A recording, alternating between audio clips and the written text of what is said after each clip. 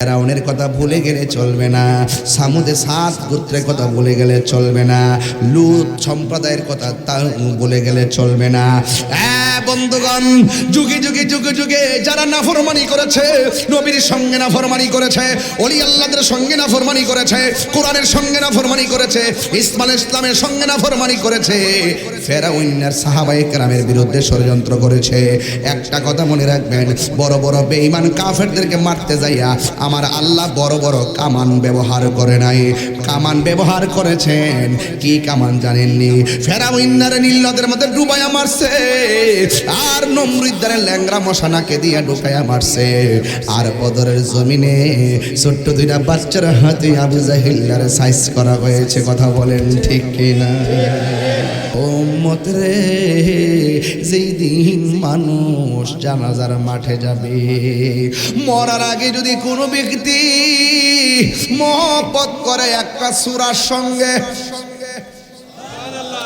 ওই সূরাটার নাম হলো সূরা ইখলাস। এই সূরাটা যদি তেলাওয়াত করে আর এই সূরার সঙ্গে যদি মহব্বত থাকে, সে যেদিন মারা যাবে তার ভাই জানাজার মাঠে যাবে, সে যেদিন মারা যাবে প্রতিবেশী তার জানাজার মাঠে যাবে, সে যেদিন মারা যাবে বাপ থাকলে বেঁচে থাকলে জানাজার মাঠে যাবে, সে যেদিন মারা যাবে আত্মীয় স্বজন তারা জানাজার ময়দানে আসবে। ও পৃথিবীর মানুষ, আমার নবী বলেন, কে যদি সূরা ইখলাসের সঙ্গে মহব্বত রাখে তার জানাজায় শুধুমাত্র আপনজনই শরীক হবে না রে, তার জানাজায় আসমান থেকে জিবরাইল এবং মিকাইল এসে হাজির হয়ে যাবে।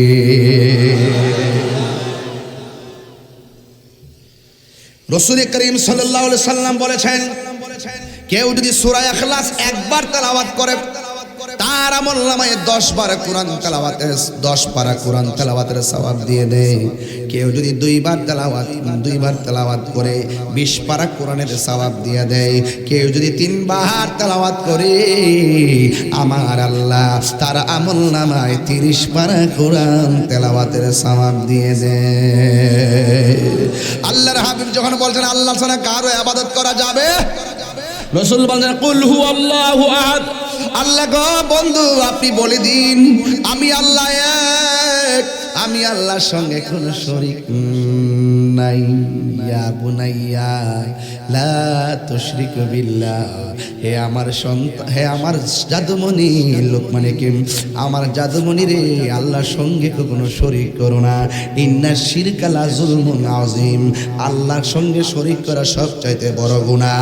আল্লাহ রাব্বুল আলামিন বলেন, ওয়া ইলাহুকুম ইলাহু ওয়াহিদুন লা ইলাহা ইল্লা হুয়ার রহমানুর রহিম। আল্লাহু আকবার। ওয়া ইলাহুকুম ইলাহু ওয়াহিদুন লা ইলাহা ইল্লা হুয়ার রহমানুর রহিম।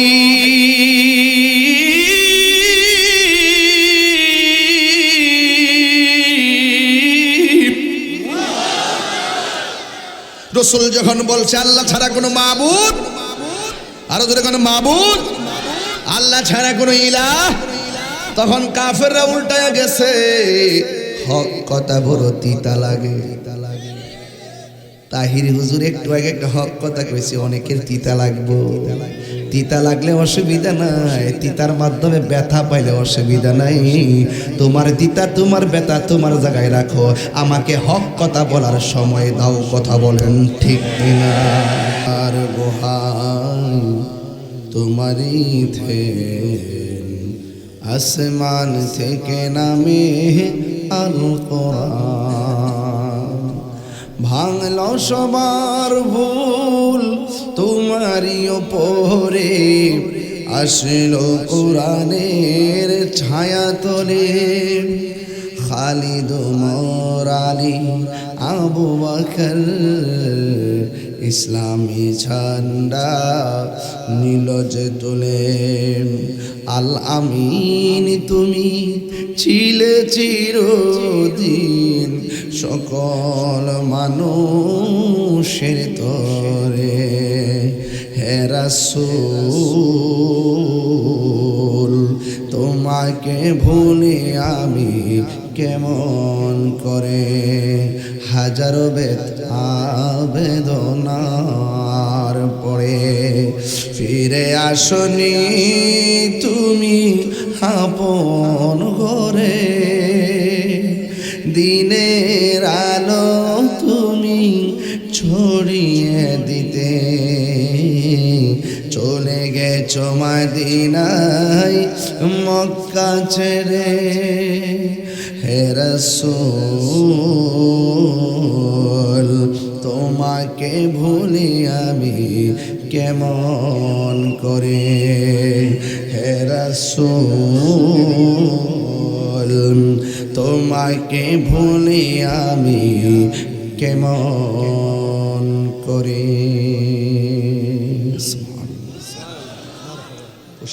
আমি আগেই বলছিলাম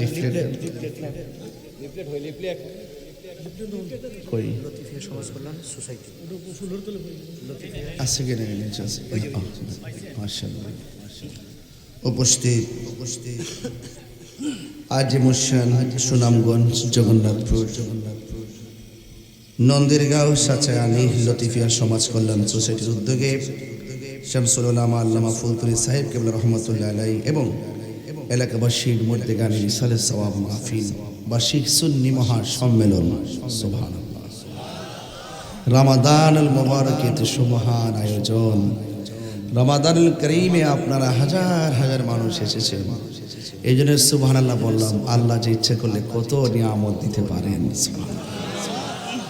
আজকের মাহফিলের সম্মানিত সভাপতি মোহাম্মদ আবু সালেহ সাহেব কারি মোহাম্মদ আইয়ুব আলী সাহেব হাজী মোহাম্মদ আব্দুল করিম সাহেব হাজী মোহাম্মদ আশুক আলী সাহেব হাজী মোহাম্মদ সাজ্জাদ মিয়া সাহেব হাজী শাহ মোহাম্মদ আরশ আলী সাহেব আমার পূর্বে অনেক উলামা একরাম ওয়াজ করেছেন বিশেষ করে মাওলানা মাহফুজুল ইসলাম নবীর সাহেব মাওলানা ইকবাল হোসেন চৌধুরী সাহেব মাওলানা মুফতি প্রধান বক্তা যিনি মাওলানা মুফতি বদরুদ্দিন আল আমিন সাহেব এবং মাওলানা আব্দুল হাকিম নুরি সাহেব মাওলানা শরীফউদ্দিন জালালি সাহেব মাওলানা হাফিজ আবুল খায়ের সাহেব হাফিজ কারি আজাদুর রহমান সাহেব এবং লতিফিয়া সমাজ কল্যাণ সোসাইটির যারা ব্যবস্থাপনা করেছেন আপনারা যারা যুবক এলাকাবাসী মুরব্বীরা যারা আছেন আমার ভাই মুফতি বদরুদ্দিন আল আমিন সাহেব দীর্ঘক্ষণ পর্যন্ত আপনাদের সামনে আলোচনা করেছেন আর আমি তো অনেক দূর থেকে এসেছি সব কিছু পর্বগুলো একের পর এক শেষ করতে করতে করতে করতে আমি আপনাদের মাঝে এসে পৌঁছেছি আলহামদুলিল্লাহ পড়েন সবাই লাখো কোটি দরুদ ও সালাম ওই নবীর নূরানি কদম মুবারকে যিনি হায়াতুন নবী নূর নবী গায়বের খবর দেনেওয়ালা হুজুরপুর নূর সাল্লাল্লাহু আলাইহি ওয়াসাল্লামের উম্মত হিসেবে আল্লাহ পাক আমাদের সকলকে কবুল করেছেন এই জন্য শুকরিয়া তার সকলে আবারও পড়ি আলহামদুলিল্লাহ প্যান্ডেলে জায়গা হচ্ছে না অনেক মানুষ কুয়াশায় বাইরেও দাঁড়িয়ে আছেন অনেকে না গরম না শীত এমন একটি ওয়েদার আমরা নাতিশীতোষ্ণ একদম খুব গুরুত্বপূর্ণ একটি আবহাওয়াতে আমরা বসেছি আল্লাহ যেন আমাদের সকলকে কবুল করেন বলুন আমিন রমজান মাস চলে যাচ্ছে মেহমান এসেছেন মেহমান চলে যাচ্ছে তার সম্মান আমরা কতটুকু করতে পেরেছি আমি জানি না আমরা জানি না হয়তো এই রমজান কাহার জন্য জীবনের শেষ রমজান হতে পারে গত রমাদানুল মুবারক অনেকের বাবা মা পৃথিবীতে ছিল এবার সেই মায়ের মধুমাখা রিংটোন আর শোনা হয়নি মাটা কবরে চলে গিয়েছে সন্তানের জিহ্বার দিকে তাকিয়ে তাকিয়ে যেই মানুষটা বাজার করতেন সেই বাবা বটবৃক্ষ তিনিও কবরে চলে গিয়েছেন গতকাল আমার আব্বার ৬ষ্ঠ বার্ষিক উফাত দিবস ছিল বাড়িতে প্রোগ্রাম ছিল সব শেষ করে আপনাদের মাঝে আবার পরের দিন চলে এসেছি তাই এইভাবে আমার মতো যারা বাবা হারিয়েছেন যারা মা হারিয়েছেন আল্লাহ যেন আপনাদের আমাদের প্রত্যেকের বাবা মার কবর যেন নূর বানিয়ে দেয় আমিন পড়েন জান্নাতুল ফিরদৌসের আলা মুকান যেন কবুল করে বলেন আমিন আমার পূর্বে উলামায়ে কেরাম খুব সুন্দর সুন্দর কথা বলেছেন আমি আপনাদের সামনে নাতি দীর্ঘ আলোচনা করে বিদায় নিব যেহেতু অনেক দূর দূরান্তের মানুষ আবার যেতে হবে, রাতে গাড়িও আগের মতো পাওয়া যায় না। এই জন্য আমি আপনাদের সুবিধার দিকে তাকিয়ে বেশি লম্বা না করে ঘন্টা খানেকের ভিতরে ওয়াজ ইতি টানবো ইনশাআল্লাহ। আল্লাহ যেন আমাদের সকলকে আমল করার তৌফিক দান করে, বলেন আমিন। রমাদানুল মুবারক অনেক গুণে গুণান্বিত মাস, অনেক বিবেচনায় মর্যাদাবান মাস, কারণ the holy Quran is the constitution of human life. আমরা যেটাকে সংবিধান বলি কোরআন, এই কোরআনটা কিন্তু এই রমজান মাসে নাজিল করেছেন। জোরে কন্যা সুবহানাল্লাহ। তাহলে কোরআন নাজিলের মাস মাহে রমাদান। কোন রাতে নাজিল করেছেন? লাইলাতুল কদরের রাতে নাজিল করেছেন। এই রমজান মাসে একটি বিশাল ঘটনা ঘটেছে। রোজা রেখে বেরোজদারের সাথে, ঈমান রেখে বেঈমানের সাথে, সাহাবীরা সাহাবী হয়ে কাফেরদের সাথে সম্মুখ যুদ্ধ যে হয়েছে এই রমজান মাসই হয়েছে। এটার নাম হলো বদর প্রান্তরে। আগামীকাল সেই বদর দিবস। একদম খুব খাপে খাপে মিলে গেছে না আলোচনা? আপনারা কি বলেন, মিলে গেছে না? সবাই মিলে গেছে। মুসলমানদের সাথে কাফেরদের সর্বপ্রথম সম্মুখ যুদ্ধ যেটা হয়েছে এটা হলো বদরের যুদ্ধ। কোন দিন? আগামীকাল। কতই রমজান? 17 রমজান। কত খ্রিস্টাব্দ? 624 খ্রিস্টাব্দ। মুসলমানদের সংখ্যা কত? 300 কয়জন? 313 জন। 313 জন। কাফেরদের 1000, কাফেরদের 1000। মুসলমানদের নেতৃত্ব দিয়েছেন রহমাতুল্লিল, আর কাফেরদের বেঈমানটা ছিল যে নেতাগিরি করছে আবু জাহিল। কথা কোন ঠিক না বেঠিক? মুসলমানদের কয়জন শহীদ হয়েছে? 14 জন। ঠিক আছে তো? এই হলো মোটামুটি ফলাফলটা। কি? মুসলমানদের বিজয়ী হয়েছে। শিক্ষা কি? আগামীতে প্রথম যুদ্ধে জয়ী হওয়ার কারণে সামনের প্রত্যেকটা কাজের প্রতি মুসলমানরা সাহাবীরা স্পিরিট খুঁজে পেয়েছে। তাইলে সব দিকে এই বদরের ছোট্ট কিছু ওয়াকিয়া আমি কিন্তু বলে ফেলেছি আপনাদের সামনে। যদি একটু ঘটনা বলি আপনারা অনেক মজা পাবেন। মনে হবে এই মুহূর্তে আমরা চলে যাই ফিলিস্তিন, মনে হবে এই মুহূর্তে। আর ইরানের সাথে আমাদের আকীদা কি দেখার টাইম নেই এখন। যখন সংগ্রাম হবে ইহুদিদের সাথে, কে এখন আকীদা সেটা দেখার টাইম নেই। সবাই ঐক্যবদ্ধ হয়ে একসাথে নামতে হবে। কথা বলেন ঠিক না? ইয়া রাসূল, এটা কন্টেনমেন্ট। আমরা সুন্নিরা যেন একরোখা না হয়। কথা বলেন ঠিক কিনা বলেন? আমাদেরকে সমসাময়িক হতে হবে, আমাদেরকে আপডেট হতে হবে। খানকায় আর তাসবিহ টিপলে চলবে না, মাঠে নামতে হবে। ঠিক কিনা বলেন? এই দেশ আউলিয়া কেরামের দেশ। এই দেশে ইসলাম এনেছেন আল্লাহর ওলিগণ। সব সময় বাংলাদেশের সব রাজনীতিবিদরা বাবা শাহজালাল ইয়ামানী রহমতুল্লাহর মাজারে নম্র ভদ্র উজু করে সুন্দর করে সূরা ফাতিহা সূরা ইখলাস পড়ে পড়ে সব গিয়ে সেই শাহজালাল ইয়ামানী রহমতুল্লাহর মাজারে গিয়ে জিয়ারত করে আদবের সাথে যায়, আদবের সাথে আসে। কথা বলেন ঠিক না বেঠে? আমি গতকাল একটা চিত্র দেখেছি। আমাদের শারজিস আলম মহিলাদের ইবাদত খানার উপরে উঠে সে স্লোগান দিতেছে, ইনকিলাব ইনকিলাব জিন্দাবাদ জিন্দাবাদ, দিল্লি না ঢাকা, ঢাকা ঢাকা, গোলামি না আজাদি। এই মাঠ তো বাবা রাজনীতির মাঠ না, এই জায়গাটা তো রাজনীতির জায়গা না। আরে কথা কোন ঠিক না বেঠে? আল্লাহর ওলিদের প্ল্যাটফর্ম রাজনীতির জায়গা, সেখানে সব রাজনীতিবিদরা খোলা মনে সেখানে গিয়ে জিয়ারত করবে আদবের সাথে। কথা বলেন ঠিক না?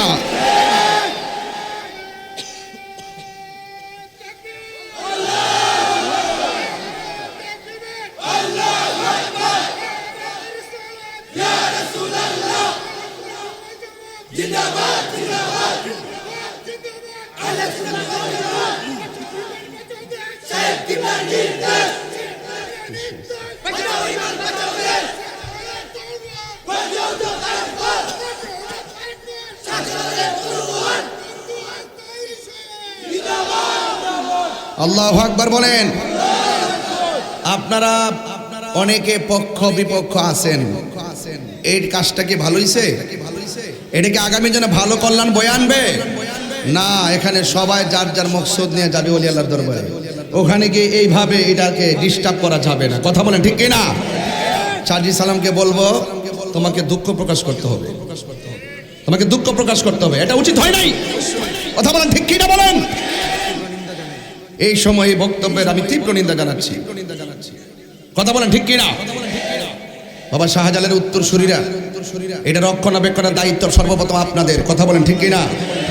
আর আমরা তো আছি মাঠে ময়দানে, যে কোনো মুহূর্তে, যে কোনো ক্রান্তি লগ্নে সার্বভৌমত্ব সুরক্ষায় ধর্মদ্রোহীদের বিরুদ্ধে দেশ নিয়ে ষড়যন্ত্র করা হলে, যে কোনো ধরনের অপপ্রচার, যে কোনো ধরনের অশালীন বক্তব্য, যে কোনো আপত্তিকর বক্তব্য, যা কিছু করা হবে সেটা নিন্দা ইনশাল্লাহ আমরা জানাবো। কথা বলেন ঠিক না বেঠে?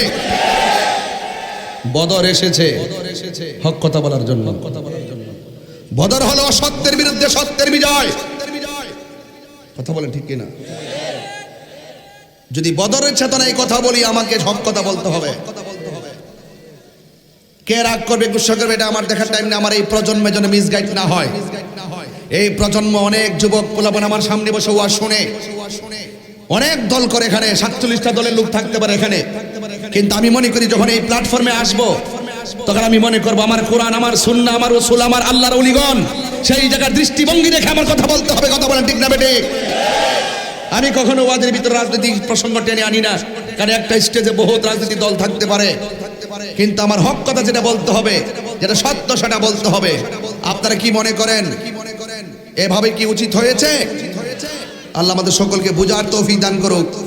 আরো বড় করবেন আমিন। বলছিলাম কোরআন নাজিলের মাস মাহে রমজান, রমাদানুল মুবারক, শাহরু রমাদান আল্লাযী উনজিলা ফীহিল কোরআন। এই রমজান মাস হলো কোরআন নাজিলের মাস। এই মাস অনেক ভাবে গুণান্বিত। একটা হলো এই মাসে লাইলাতুল কদর আছে। লাইলাতুল কদরি খায়রুম মিন আলফি শাহর। যে এই মাসটা হাজার মাস থেকে উত্তম। কথা বলেন ঠিক কিনা? এই জন্য শুধুমাত্র মাস পেয়েছেন, সাহারি খেলেন, ইফতার করলেন, এটার নাম রোজা নয়। হাতের রোজা আছে, কানের রোজা আছে, জবানের রোজা আছে, চোখের রোজা আছে, পায়ের রোজা আছে, মনস্তাত্ত্বিক রোজা আছে, আত্মার রোজা আছে। সবগুলোকে পবিত্র রেখে আল্লাহর বিধান পালন করার নামই হলো সিয়াম। কথা বলেন ঠিক কিনা? আমার ভাইয়েরা, বদরের যুদ্ধের কথা বলছিলাম। এই বদরের সাহাবীদের উসিলায় জন্য আল্লাহ পাক আজকের মাহফিলটাকে কবুল করে। সকলে বলেন আমিন। আরো জোরে বলেন আমিন। গভীর মনোযোগ। আমি যেই কথাগুলো বলবো খুব ধীরে ধীরে বলবো। শুরুতেই আমি কিছু কথা বলেছি, অনেক আনাগোনা হচ্ছে, অনেক কথা হচ্ছে। আমরা দায়িত্বশীল জায়গা থেকে যদি ওলি আল্লাহর ব্যাপারে কথা না বলি, ওলি আল্লাহর মাজারকে সুরক্ষার কথা না বলি, আর কে বলবে? সবাই তো ওলি আল্লাহর কদর বোঝে না, সবাই তো জিয়ারত বোঝে না। অনেকে আছে আমরা জিয়ারত করি, অনেকে বলে আমরা পূজা করি। এরা পূজাও বোঝে না, জিয়ারতও বোঝে না। এমন মানুষকে বোঝাইতে গেলে আমাকে কথা বলতে হবে। কথা বলেন ঠিক কিনা? এই জন্য আমার যুবক ভাইয়েরা, এই রমজান মাস চলতেছে, চলে যাচ্ছে, আমাদের কাছ থেকে বিদায় হয়ে যাচ্ছে। কবরবাসীরা আমার আল্লাহরে ডাক দিয়ে কই, আল্লাহ, ও আল্লাহ, আল্লাহ গো, এই রমজান মাসকে লম্বা করে দাও। এই রমজান মাস থাকলে বড় ভালো লাগে, রমজান মাসকে লম্বা করে দাও। আল্লাহর হাবিব বলেন, কেউ যদি রমজান মাসে মারা যায়, আল্লাহ রাব্বুল আলামিন তাকে অফুরন্ত নিয়ামতের বিছানায় তারে কবর শায়িত করে দেয়। আল্লাহর হাবিব বলতেন, ফামাসাইমাতু ইয়াবুন্দাল্লাহি মিন রিহিল মিসকে। আল্লাহর হাবিব বলেন, রোজাদারের মুখের দুর্গন্ধ আমার আল্লাহর কাছে মেশকে আম্বরের চাইতে আরো সুগন্ধ লাগে। আমার নবী, আপনার নবী সাহাবায়ে কেরামদেরকে নিয়ে যখন দিনের কাজ করতেন, আল্লাহর হাবিব যতদিন পর্যন্ত নীরবে নীরবে গুহায় গুহায় আল্লাহ আল্লাহ জিকির করতেন। আল্লাহ আল্লাহ ক্যা মুবারক নাম হ্যায়, আল্লাহ আল্লাহ আশিকোं কা কাম হ্যায়। আল্লাহর হাবিব যখন আল্লাহর জিকির করতেন, কাফেররা শুনতেন না।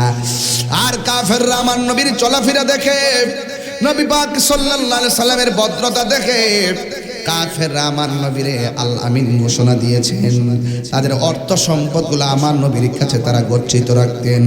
কিন্তু আমার নবী যেই দিন কাফেরদেরকে বললেন, এ আবু জেহেল, আল্লাহ ছাড়া কাউকে সেজদা করা যাবে না, সেজদা পাওয়ার মালিক হলো একজন, জবানটা খুলে বলেন তিনি কে? আল্লাহ হলো সেজদা পাওয়ার মালিক। তোমরা যে লাত মারা দুজ্জারতে তার মূর্তিগুলার পূজা করতেছো, এই পূজা করলে শিরিক হয়ে যাবে। ইন্না শিরকা লাযুলমুন আযীম, নিশ্চয় শিরক হলো সবচাইতে বড় গুনাহ। আল্লাহ সব মাফ করে দিল, তিন প্রকারের মানুষকে আল্লাহ মাফ করবে না। এক নম্বর হলো যারা আল্লাহর সঙ্গে শরীক করে তাদেরকে আমার আল্লাহ মাফ করবে না। দুই নম্বরে যারা মানুষের হক মাইরা খায় তাদেরকে আল্লাহ মাফ করবে না। তিন নম্বর হলো যারা মা বাবার মনে কষ্ট দেয় তাদেরকে আমার আল্লাহ মাফ করবে না। হ্যাঁ যুবক ভাইয়ের আমার, আল্লাহর সঙ্গে শরীক করা সবচাইতে বড় মহাপাপ, কথা কোন ঠিক কিনা? আল্লাহর সঙ্গে শরীক করা সবচাইতে মহাপাপ। এই জন্য আমার যুবক ভাইরা, আমার আল্লাহর সঙ্গে শরীক করা যাবে না। আল্লাহর হাবিব যখন বললেন, আবু জেহেল আল্লাহর সঙ্গে শরীক করো না, তোমরা যে মূর্তির পূজা করে এগুলা চলবে না। এবার আবু জেহেল আর উতবা সাহেবারা কয়, এতদিন তোমার ভালোই মনে করছিলাম, আমরা বিশ্বাস করে তোমার কাছে টাকা জমা রাখছিলাম, অর্থ জমা রাখছিলাম, আমাদের বাপ দাদার ধর্মের উপরে চুনকালি মারছো, আর আমরা তোমাকে বিশ্বাস করলাম না। জবানটা খুলে বলুন নাউজুবিল্লাহ। আমার নবীরে কে বিশ্বাস করলো, কে করলো না, এতে আমার নবীর কোনো সম্মানের আপত্তি কমতি হবে না। আমার নবীকে কে মানক আর না মানক, কিন্তু এতে নবীর সম্মান কমবে না। আপনারা জবান খুলে বলেন, আমার নবীর সম্মান বাড়িয়ে দিয়েছেন কে? এই আওয়াজে মানি না, জবান খুলে বলুন কে?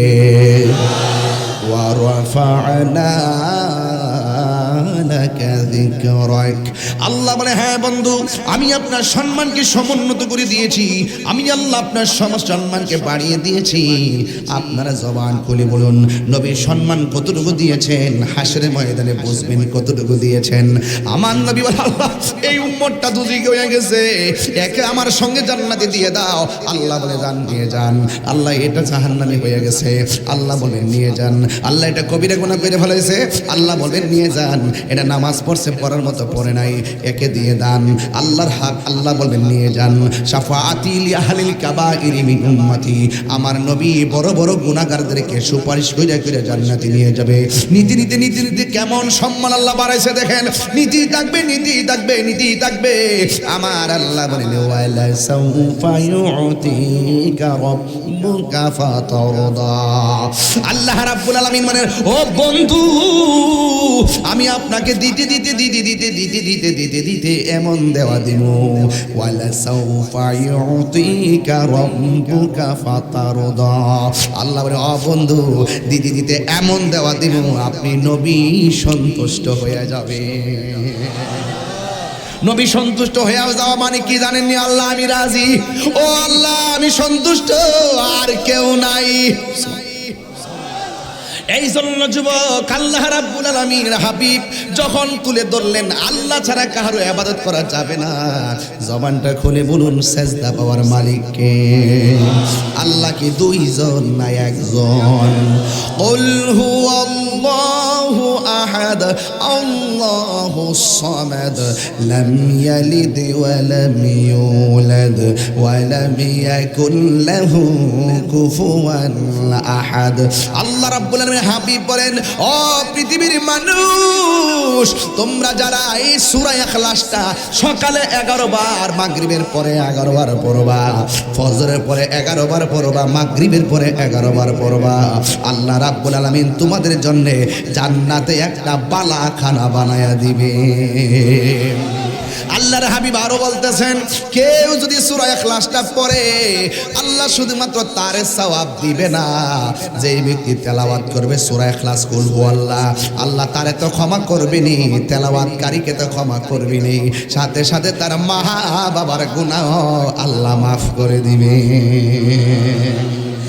একমাত্র একটা সূরা, আমি তাহিরি যদি এখন মারা যাই, জগন্নাথপুর থেকে আমার জন্য একটা অ্যাম্বুলেন্স আনবেন, আইনা সুন্দর করে আমার বাড়িতে আমারে পাঠিয়ে দিবেন।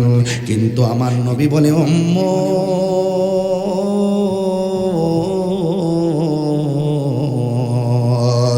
উম্মত রে, যেই দিন মানুষ জানাজার মাঠে যাবে, মরার আগে যদি কোনো ব্যক্তি মহব্বত করে একটা সূরার সঙ্গে, ওই সূরাটার নাম হলো সূরা ইখলাস। এই সূরাটা যদি তেলাওয়াত করে আর এই সূরার সঙ্গে যদি মহব্বত থাকে, সে যেদিন মারা যাবে তার ভাই জানাজার মাঠে যাবে, সে যেদিন মারা যাবে প্রতিবেশী তার জানাজার মাঠে যাবে, সে যেদিন মারা যাবে বাপ মা বাপ থাকলে বেঁচে থাকলে জানাজার মাঠে যাবে, সে যেদিন মারা যাবে আত্মীয় স্বজন তারা জানাজার ময়দানে আসবে। ও পৃথিবীর মানুষ, আমার নবী বলেন কে যদি সূরা ইখলাসের সঙ্গে মহব্বত রাখে তার জানাজায় শুধুমাত্র আপনজনই শরীক হবে না রে, তার জানাজায় আসমান থেকে জিবরাইল এবং মিকাইল এসে হাজির হয়ে যাবে।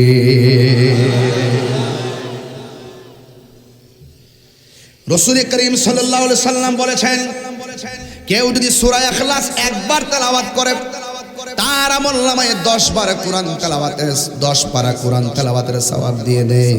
কেউ যদি দুইবার তেলাওয়াত করে 20 পারা কোরআনের সওয়াব দিয়ে দেয়।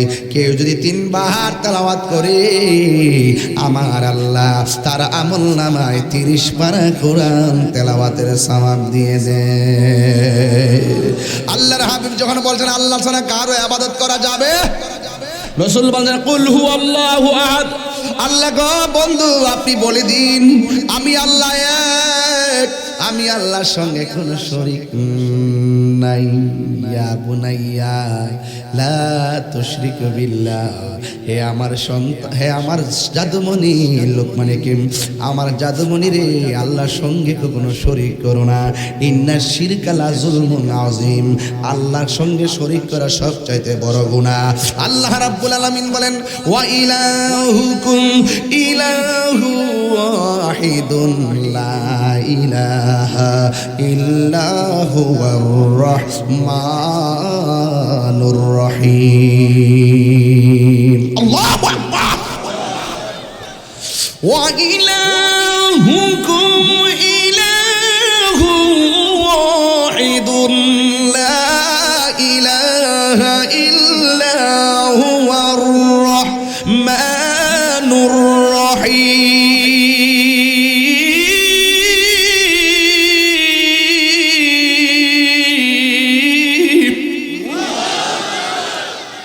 রাসূল যখন বলছে আল্লাহ ছাড়া কোনো মাবুদ, আরো জোরে কোনো মাবুদ, আল্লাহ ছাড়া কোনো ইলাহ, তখন কাফেররা উল্টায়া গেছে। হক কথা বড় তিতা লাগে। তাহির হুজুর একটু আগে একটা হক কথা কইছে, অনেকের তিতা লাগবো। তিতা লাগলে অসুবিধা নাই, তিতার মাধ্যমে ব্যথা পাইলে অসুবিধা নাই। তোমার তিতা তোমার ব্যথা তোমার জায়গায় রাখো, আমাকে হক কথা বলার সময় দাও। কথা বলেন ঠিক কিনা? হক কথা বলতে হবে, কথা বলেন ঠিক কিনা বলেন? কে রাগ করবে কে গুসা করবে এটা আমি জানি না। রাসূল বলেছেন, রাসূল করিম সাল্লাল্লাহু আলাইহি ওয়াসাল্লাম বলেছেন আল্লাহর সঙ্গে শরীক করা যাবে না, এটাই ফাইনাল। এরপরে যদি কেউ শরীক করে তার সঙ্গে আমাদের সম্পর্ক থাকতে পারে না, এটাই ফাইনাল। এটাই ছিল বদরের মূল স্টিম। এরপরে আল্লাহর হাবিবের বিরুদ্ধে তারা চলে গেছে। এখন টাকা জমা রাখা যাবে না, এখন আর আলামিন বলা যাবে না। আমাদের বাপ দাদা ধর্মের উপরে চুনকালি মারছে, কিন্তু অসুবিধা নাই, আছে। কাফেররা গোপনে ষড়যন্ত্র করছে, নবীজিকে পেলে মেরে ফেলতে হবে। নাউজুবিল্লাহ কেন? নবীর উপরে অ্যাটাক করার জন্য যখন গোপনে ষড়যন্ত্র করেছে, যা কেউ জানে না, জানে কে? ومكروا ومكر الله والله خير الماكرين তুমি যতই কৌশল করো না কেন তোমার সব বাটফারি জবাব রেডি আছে না নাই তুমি যত গোপনে ষড়যন্ত্র করো একজনের কাছে ওপেন জবান খুলে বলুন তিনি কে ওয়াহুয়াল গফুরুল ওয়াদুদ যুল আরশিল মাজিদ ফাআলুল লিমা ইউরিদ হাল আতাকা হাদিসুল জুনুদ ফিরআউন ওয়া সামুদ ফেরাউনের কথা ভুলে গেলে চলবে না সামুদে 7 গোত্রের কথা ভুলে গেলে চলবে না লূত সম্প্রদায়ের কথা তা ভুলে গেলে চলবে না বন্ধুগণ যুগে যুগে যুগে যুগে যারা নাফরমানি করেছে নবীর সঙ্গে নাফরমানি করেছে ওলি আল্লাহদের সঙ্গে নাফরমানি করেছে কোরআনের সঙ্গে নাফরমানি করেছে ইসলামের সঙ্গে নাফরমানি করেছে ফেরাউনের সাহাবায়ে কেরামের বিরুদ্ধে ষড়যন্ত্র করেছে একটা কথা মনে রাখবেন বড় বড় বেঈমান কাফেরদেরকে মারতে যাইয়া আমার আল্লাহ বড় বড় কামান ব্যবহার করে নাই কামান ব্যবহার করেছেন কি কামান জানেননি ফেরাউনের নীল নদের মধ্যে ডুবাইয়া মারছে আর নমরুদের ল্যাংরা মশানাকে দিয়ে ঢুকাইয়া মারছে আর বদরের জমিনে ছোট্ট দুইটা বাচ্চার হাতে আবু জাহিলের সাইজ করা হয়েছে কথা বলেন ঠিক কিনা আপনাদের মনে একটু কষ্ট হচ্ছে আমি কি বেলাইনে কথা বলতেছি মানে লাইন ঠিক আছে কি না বলেন আমার ভুল হইলে আমাকে ধরবেন কোরআন নাজিলের মাস তো একটু বেশি কোরআন তেলাওয়াত করতেছি কিছু কিছু ছেলেরা আসছে যে আজকে হুজুর একটু শানটান গাইবো মানে একটু ভাবনা আছে আর কি বুঝতেছি আর কি এই ভাবনা তো থাকবেই ভাবনা না থাকলে কি আর দেশ থাকবে একজন আছে একটা আছে ভাবের দেশ আর একটা আছে ববের দেশ আমরা ভবের পাগল না আমরা ভাবের পাগল কথা বলেন ঠিক না বেটে ভাব মানে হলো প্রেম ভাব মানে হলো ভালোবাসা দেখাই দিয়েছে সোনারগড় মাধবপুর ডায়মন্ডের দল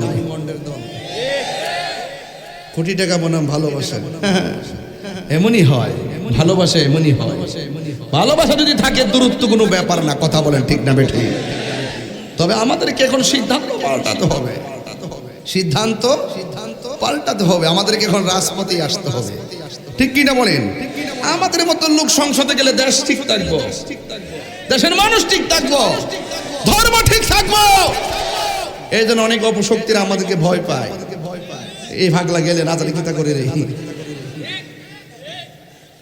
বাপ ডাইলা মিলা দিলে কোন দুর্নীতি রাখতাম না কথা বলে ঠিক না বেঠে দেশদ্রোহী ধর্মদ্রোহী সার্বভৌমত্বের বিরুদ্ধে আচরণ যারা করবে এদেরকে আমরা ছাড় দিয়ে কথা বলবো না কথা বলেন ঠিক না বেঠে ফের মাশায়েখরা এখন আগের চেয়ে অনেক ডেভেলপ ইনশাআল্লাহ বুঝেন না রাজনীতির ভাষায় যখন কথা বলছি বুঝেন নাই যে আমরা যেই মাঠে যাই সেই মাঠে সুর বুঝি কোন ভাষা কেউ হ্যাঁ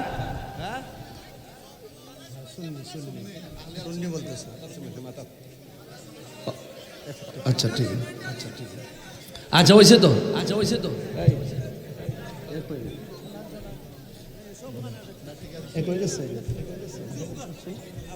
আচ্ছা অসুবিধা নাই না উনি একটা লাভ দিছিল একটা ফাল মারছিল মনে করছি যে কোনো জজবা এসে গেছে নাকি যদি শারীরিক সমস্যা তাহলে মেডিকেলে পাঠাবো আর যদি প্রেমের জজবা তাহলে এখানে আরো একটা জজবা দিয়ে দিব মারা বছরে কোনো কেন প্রেম রোগের ওষুধ তো প্রেম হয় নাকি আর কিছু সব রোগের ওষুধ আছে মনের রোগের ওষুধ আপনার আওয়াজ করে কোন ইজ্জতের মালিক কেডা কষ্ট হচ্ছে আপনাদের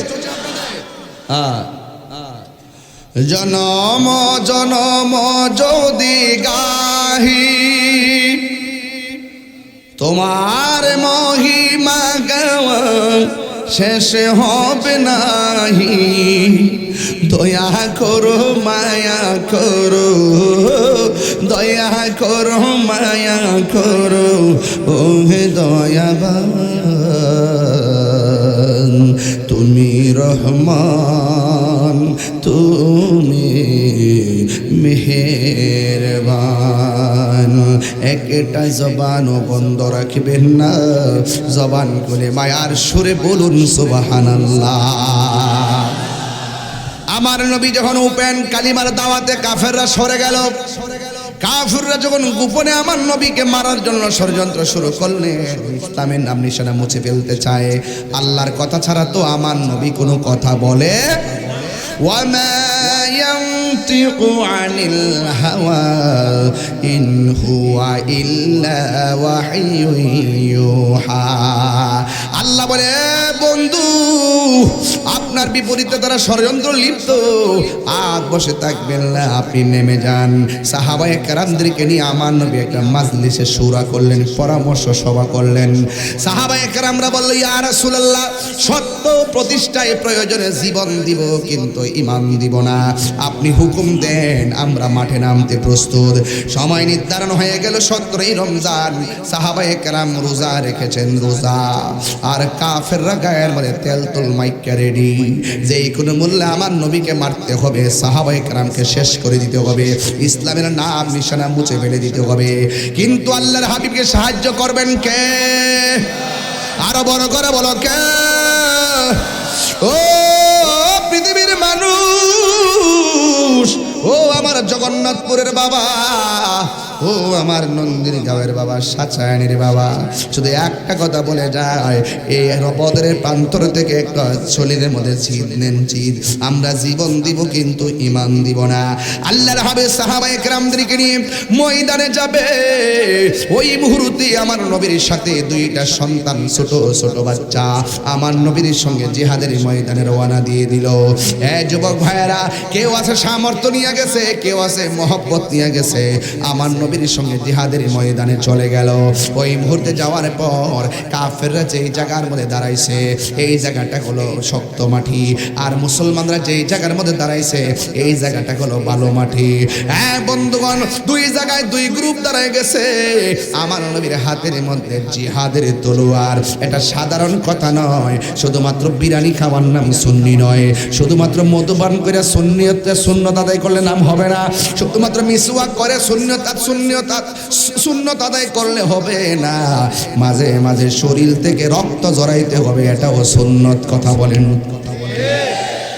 সুন্নাত নয় শুধু দাওয়াতের মেহমান, সুন্নাত নয় শুধু খাওয়া শেষে মধুপান, আরো কিছু সুন্নাত আছে তুমি জানো কি?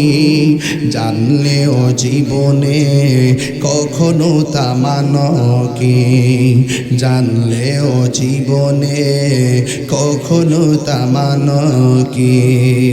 সুন্নাত নয় শুধু নির্জনে ধ্যানে যাওয়া, আর সুন্নাত হলো পাথরের আঘাত খাওয়া, ঠিক কিনা? মাঝে মাঝে পাথরের আঘাত খাওয়া লাগবে, তলোয়ার দিয়ে গর্দান কাটা লাগবে। অনেকে আমার বলে হুজুর আপনার প্রোটেকশন কি? আমি বললাম প্রোটেকশন আমার রব, আমি কাউরে ভয় পাই না, আমি যদি ভয় পাই তাহলে আমার ইমানে নুকসানিয়ত আসবে। আমি হাজার মাটির নিচে গেলেও আল্লাহ যদি আমাদের ধরে আমি বাঁচতে পারবো না, আমার মরণের কতদিন বাকি আমি জানিলাম না গো আল্লাহ, মরণের কতদিন বাকি আমি জানি, আমি কখন মরবো আমি জানি না। এই জন্য আমি তো একদিন মরে যাব, আইসুর মধ্যে ঢুকাইলেও বাঁচাইবার কোনো ক্ষমতা নাই। আপনার শ্বাসটারে চিরতরে বন্ধ করে দেওয়ার মালিক হলো একজন, জবানটা খুলে বলুন তিনি কে? বন্ধুরে ও জগন্নাথপুরের বাবা, আমার নবী আপনার নবী রাহমাতুল্লিল আলামিন যুদ্ধের ময়দানে সাধারণ কথা না, যারা আকাশের মেঘমালা ছায়া দেয়, যা পসিনা মোবারক কপালে বাসলে মণিমুক্তার মতন চকচক। যেই নবীর বদন মুবারকে পাক মানে মশা মাছি বসে নাই, ওই নবীর বদন মুবারকের বরাবর তীর ধরেছে, এটা কি মানা যায়? এটা মানা যায় না রে। সাহাবায়ে কেরাম আমার নবীর সঙ্গে ওই সময়টা বড় সহজ ছিল না রে বাবা। কাফেরদের তলোয়ারের সংখ্যা বেশি, কাফেরদের সৈন্য সংখ্যা বেশি, মুসলমানদের অস্ত্রের সংখ্যা কম, ঘোড়ার সংখ্যা কম, উটের সংখ্যা কম। এরপরেও আমার নবীর নেতৃত্বে সাহাবায়ে কেরাম নেমে গেলেন। নেমে যাওয়ার পরে যুদ্ধ শুরু হয়ে গেল। সাহাবায়ে কেরামের সংকট দেখা দিল। আমার নবী ডাক দিয়ে কই, সাহাবীরা রে, তোমাদের কোনো অসুবিধা আসেনি? নবীর মতন মুস্তাজিব দাওয়াত পৃথিবীর আদম নবী হতে পারে নাই, ইউসুফ নবী হতে পারে নাই, জাকারিয়া নবী হতে পারে নাই, মুসা কালিমুল্লাহ হতে পারে নাই, দাউদ নবী হতে পারে নাই। নবীর মতন মুস্তাজিব দাওয়াত পৃথিবীর কোনো নবী হতে পারে নাই। মানুষ তো দূরের কথা, ঠিক কিনা বলেন না কেন? আমার নবী দুইটা হাত বাড়াই দিছে। সাহাবারে ডাক দিয়ে কয়, সাহাবীরা যুদ্ধের ময়দানে এসেছো, জানি তোমরা রোজা, রোজার কারণে কি ক্লান্তি লাগতেছে নাকি? ইয়া রাসূলুল্লাহ, না না না, রোজার কারণে ক্লান্তি লাগে না গো, রোজার কারণে বড় শক্তি লাগতেছে। তাইলে তোমাদের অসুবিধা কি? ভাই আমাদের চোখের সামনে সূর্যটা পড়ে, কাফেরদের পিছন দিক দিয়ে সূর্যটা ওঠে, এদের পিঠের মধ্যে সূর্য লাগে, কিন্তু আমাদের চোখের মধ্যে সূর্য লাগে। এই চোখের মধ্যে সূর্য লাগার কারণে কাফেরদেরকে আমরা তীর মারতে গেলে পারি না, সূর্যের তাপের কারণে পাথরের আঘাত আমরা দেখি না, এই জন্য সূর্যের কারণে অসুবিধা লাগতেছে। ও বন্ধু, আমার নবী দুইটা হাত আল্লাহর কাছে বাড়াইয়া দিলেন, মাবুদ ও মাবুদ, আমার সাহাবীরা যুদ্ধের ময়দানে সূর্যের তাপের কারণে চোখের মধ্যে পড়ে গেছে, সাহাবারা খুব ক্লান্ত শ্রান্ত হয়ে পড়ছে। সাহাবায়ে কানুস আমার নবী যখন দুইটা হাত আল্লাহর কাছে বাড়াইয়া দিছে, আমরা তাকে দেখলাম আমার নবী দুইটা হাত মুবারক আল্লাহর কাছে তুলতে দেরি, আমার আল্লাহ সূর্যের মুখের মধ্যে মেঘমালা দিয়া আমাদেরকে ছায়া দিতে দেরি করে না। ওয়ালাকাদ নাসরাকুমুল্লাহু বিবাদরিন ওয়া আনতুম আযিল্লাহ। আল্লাহু আকবার। এত বড় গাট্টি, এত বড় ওয়াজ হাতে নিছি, জানি না শেষ করতে পারুন কিনা। এরপর আমি কাইটটা যাই যেন ওয়াজটা ফিনিশিং দিয়ে যেতে পারি। আল্লাহু আকবার কর না কেন? আমি ওয়াজের মধ্যে ভূমিকা আধা ঘন্টা আমার প্রাসঙ্গিক কথা বলি নাই। আমার একটা অভ্যাস আছে, 5 মিনিট দিলে আমি 5 ঘন্টার কথা বলি। সময়ের দিকে তাকায় আমি কথা বলি, অযথা সময় নষ্ট করি না। এরপরে সাহাবায়ে কেরাম যুদ্ধ শুরু করলো। 1 নম্বর সমস্যার সমাধান করছেন কে? এরপরে সাহাবায়ে কেরাম যুদ্ধ শুরু করলো। ঘাটের ঘাট কয়েকটা শহীদ হয়ে গেছে। এবার আমার নবী শহীদদেরকে দেখে আমার নবী ডাক দিয়ে কয়, ও সাহাবীরা রে,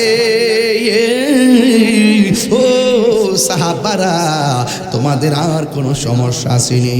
সাহাবায়ে কেরাম ডাক দিয়া বলে, ইয়া রাসূলুল্লাহ, নবী গো, ও মায়ের নবী, একটা সমস্যা আছে। কয় কি? কয় সমস্যাটা নতুন করে দেখা দিছে। কয় কি? ওই ঘোড়া যখন নরম বালুর মধ্যে দৌড়াদৌড়ি করে, নিচ দিয়া ধুলা উড়ে, ধুলার কারণে আমরা আমাদের পাশাপাশি মানুষ দেখি না, আর কাফেররা যেখানে দাঁড়াইছে এটা শক্ত মাটি, নিচ দিয়া ধুলা উড়ে না। উপর দিকে তীর মারলে সাহাবায়ে কেরাম বিদ্যা যায়, উপর দিকে পাথর মারলে মাথা ফেটে যায়, আমরা তো আমাদেরকে দেখি না। ইয়া রাসূলুল্লাহ, এইভাবে যদি আমরা শহীদ হতে থাকি তাহলে দ্বীনের পতাকা তুলে ধরবে কেডা গো? আল্লাহ রাব্বুল আলামিনের হাবিব সাল্লাল্লাহু তাআলা আলাইহি ওয়াসাল্লাম দুইটা হাত আল্লাহ রাব্বুল আলামিনের কাছে বাড়ায় বলে, ও আল্লাহ, আমার সাহাবারা নরম বালিয়ার ধুলার কারণে এদের চোখের নিজের চেহারা নিজেই দেখে না, নিজের পাশের মানুষ নিজেরাই দেখে না, চোখের সামনে অনেকে শহীদ হয়ে গেল। হে আল্লাহ, কাফেররা শক্ত জায়গায় দাঁড়াইছি আর মুসলমানরা ধুলা বালির জায়গায়, ধুলার কারণে কিছুই দেখতেছে না। আল্লাহ, কিছু একটা করো। এই কথাটা বলতে দেরি হয়েছে। সাহাবায়ে কেরাম বলে, ও পৃথিবীর মানুষ, আমার নবী হাতটা তুলতে দেরি, আমার আল্লাহ সাথে সাথে আসমান থেকে বৃষ্টি নামাইতে দেরি করে না। বৃষ্টি দেওয়ার মালিককে আর বড় করে বলো কে? এবার সাহাবায়ে কেরামের গায়ের মধ্যে বৃষ্টির পানি দিনের বেলা ছিল রোজা, পানিটা গায়ের মধ্যে লাগছে, বড় ভালো লাগতেছে। আর নিচ দিয়া যে ধুলাবালির মাটিগুলা আছে গো, বৃষ্টির কারণে মাটিগুলা বৈশা গেছে। আর কাফেররা যে শক্ত মাটিতে দাঁড়াইছে, এই বৃষ্টির পানির কারণে শক্ত মাটি পিছলা হয়ে গেছে। ইন্না বাতশা রাব্বিকা লাশাদীদ ইন্নাহু হুয়া ইউবদিউ ওয়া ইউঈদ। নিশ্চয় আল্লাহর ধরা কি নরম না শক্ত? আল্লাহর ধরা অনেক শক্ত। এরপরে সাহাবায়ে কেরাম যুদ্ধ শুরু করলেন। যুদ্ধ করতে করতে করতে করতে এমন একটা পর্যায়ে গেল, যাওয়ার পরে আমার নবী, আপনার নবীর কাছে এক সাহাবী আসলেন। আয়েশা ডাক দিয়ে, নবী গো, নবী গো, নবী গো, ও মায়ার নবী, আপনি যে আমাদের হাতে তলোয়ার দিয়েছেন, আমরা তলোয়ার নিয়ে এসেছি, আমার তলোয়ারটা ভাঙা গেছে, এই কারণে যুদ্ধ করতে পারতেছি না। আল্লাহর হাবিব তো এমন নবী, যার কাছে সাহাবীরা বলছে, নবী গো, মুজিজাত রাসূল আর কি, ও নবী, মশকের মধ্যে পানি নাই, প্রাণটা শুকায় যাইতেছে, গলাটা শুকায় গেছে। আল্লাহর হাবিব তো সেই নবী, ওই বর্তরের মুখের মধ্যে আঙ্গুল মুবারকটা এমনি ধরলেন, আমার নবীর আঙ্গুল মুবারকটাকে আমার আল্লাহ ঝর্ণা বানায়া দিলেন। সুবহানাল্লাহ। কোনটা সাহাবী ডাক দিয়া কয়, ইয়া রাসূলুল্লাহ, ইয়া হাবিবাল্লাহ, নবী গো, তলোয়ারটা ভাঙ্গা গেছে। আমার নবী বলেন, তোমরা চিন্তিত হয়ো না, যার কেউ নাই তার কে আছে। ওয়ালা তাহিনু ওয়ালা তাহসানু ওয়া আনতুমুল আ'লাউনা ইন কুনতুম মুমিনিন। আল্লাহ বলে, নিরাশ হয়ো না, হতাশ হয়ো না, বিজয় তোমাদের হবে যদি তোমরা মুমিন হতে পারো। ও জগন্নাথপুরের বাবা, জবানটা খুলে বলেন, আমরা কি মুনাফিক না মুমিন? আর জোরে কর না, মুনাফিক না মুমিন? আমার নবীকে সাহাবী বলে, ইয়া রাসূলুল্লাহ, আমার তলোয়ারটা ভাঙা গেছে। আল্লাহর হাবিব বলে, ও সাহাবী, হতাশ হয়ো না, আল্লাহর নাম নিয়ে হাতের মধ্যে খেজুরের ডাল নাও, খেজুরের ডালটা নিতে দেরি গো, আমার আল্লাহ খেজুরের ডালটাকে তলোয়ার বানায়া দিছে। আল্লাহু আকবার কর না কেন? খেজুরের ডালকে তলোয়ার বানায়া দিছে কে? এই জন্য ভরসা করবে একজনের উপর, জবান খুলে বলুন, তিনি কে? ও পৃথিবীর মানুষ, এবার যখন সাহাবায়ে কেরাম যুদ্ধ শুরু করলেন, একটা সাহাবী আমার নবীর কাছে গিয়েছেন, যে সাহাবীর নাম হলো হযরতে কাতাদা। জবানটা খুলে বলেন, নামটা কি? কাতাদা রাদিয়াল্লাহু তাআলা আনহু আমার নবীর কাছে গিয়ে বলেন, ইয়া রাসূলুল্লাহ, ইয়া হাবিবাল্লাহ, নবী গো, যুদ্ধ করতে করতে এমন একটা পর্যায়ে গেলাম, আমার দুইটা চোখ প্রায় গালের মধ্যে ঝুলাইয়া দিছে, তীরের আঘাত খেয়ে আমার চোখটা ঝুল্লা গেছে, গালের মধ্যে পড়ে আছে। ইয়া রাসূলুল্লাহ, চোখ না থাকলে যুদ্ধ করবো কেমনে? অন্তত পক্ষে তো এই চোখটা যদি থাকে, আপনাকে দেখা তো মনের জ্বালা নিবাইতে পারবো। ইয়া রাসূলুল্লাহ, মেহেরবানি করি আমার চোখটাকে ভালো করে দেন। আল্লাহর হাবিব সাল্লাল্লাহু আলাইহি ওয়াসাল্লাম বলেন, কাতাদা, আমি তোমার কাছে প্রশ্ন করতে চাই, তুমি কি চোখ চাও না জান্নাত চাও? তুমি কি চোখ চাও না জান্নাত চাও? সাহাবী ডাক দিয়া বলি, ইয়া রাসূলুল্লাহ, নবী গো, নবী গো, ও মায়ার নবী, আমি চোখ চাই। এবার নবীর হাত মুবারকের মধ্যে থুতু মুবারক লাগাইলেন, জোরে কোন সুবহানাল্লাহ। আমার নবীর থুতু মুবারকটা লাগাইলেন। আপনার জবান কইলা কোন, আমার নবীর থুতু মুবারকের মধ্যে বরকত আছে না নাই? আমার নবী যখন ওযু করতেন, সাহাবায়ে কেরাম বলতেন, ইয়া রাসূলুল্লাহ, ওযুর সঙ্গে কাশ মুবারক দেন। এই কাশ মুবারক সাহাবায়ে কেরামের হাতের মধ্যে লইয়া এমন ভাবে চেহারার মধ্যে মালিশ করলেন, আর চেহারা থেকে মেশকে আম্বরের ঘ্রাণ জারি হয়ে যেত। আল্লাহু আকবার। উম্মে আইমানকে জিজ্ঞাসা করে, হে উম্মে আইমান, আমার প্রস্রাবটা কি করেছো? উম্মে আইমান বলেন ইয়া রাসূলুল্লাহ আমি প্রস্রাব মোবারকটা কোথায় ফেলবো, এই জন্য আমি সুন্দর করে পান কইরা ফেলাইছি। আল্লাহর হাবিব বলে উম্মে আইমান তুমি তো আমার প্রস্রাব মোবারক পান করলা না, যেই পেটের মধ্যে প্রস্রাব মোবারক ঢুকছে, আমি নবীর প্রস্রাব মোবারক ঢুকছে, ওই দেহের জন্য আল্লাহর জাহান্নামের আগুন হারাম হয়ে গেছে। আল্লাহু আকবার কোন কেন? এই জন্য আমার যুবক ভাইরা বুঝার জন্য বলছি, আমার নবীর থুতু মোবারক কি বরকত, আমার নবী থুতু মোবারক দ্বীপ এইভাবে সুপার গ্লুর মতন চোখের চতুর্পাশে লাগাইছে, লাগাইয়া দেওয়ার পরে ঝুলন্ত চোখটারে টাইনা নিছেন, নিয়ে এমন করে বসায়া দিছেন। কিসের বিজ্ঞান আর কিসের ডাক্তার, বিজ্ঞানীদের বিজ্ঞানী আঙ্গ নবীজি। আপনার ঘুম পেয়েছে, ওই যে মাঝে মাঝে কিছু লোক ওঠে, ওরা